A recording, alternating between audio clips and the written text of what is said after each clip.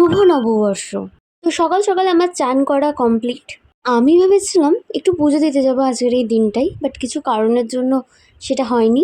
এখানে আমি ভেবেছিলাম আজ একটু শাড়ি পরবো, বাট আমি শাড়ি একদমই পরতে পারি না।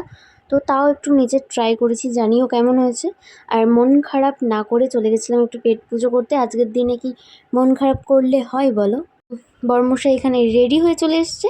তারপর বেরিয়ে গেলাম একটু ভোজ করতে।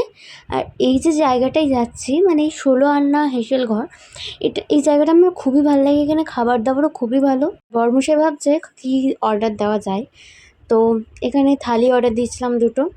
তো আমি ওয়েট করছিলাম যে খাবার কখন আসবে, যেহেতু খুবই খিদে পেয়েছিল। আর পাশ থেকেও খুব চালাচ্ছিল আমায়, বাট আমি পাত্তা দিইনি বলে ফোন ঘাঁটতে লেগেছে। খাবার চলে এসেছে, উফ দেখি জিভে জল চলে এলো। মানে কিছু বলার ভাষা নেই আমার। তোমাদের কার কার এখানে খাবার খেতে ভালো লাগে অবশ্যই আমার কমেন্টে জানিও। হ্যাঁ, ভিডিও শ্যুট করছিলাম শুভ নববর্ষ বলে। তো সবাই এই নতুন বাংলা বছরটা খুবই ভালো কাটাও, সবার খুব ভালো কাটুক এটাই চাইবো। তো চলো বাই, আবার দেখা হচ্ছে একটা অন্য মিনি ব্লগে।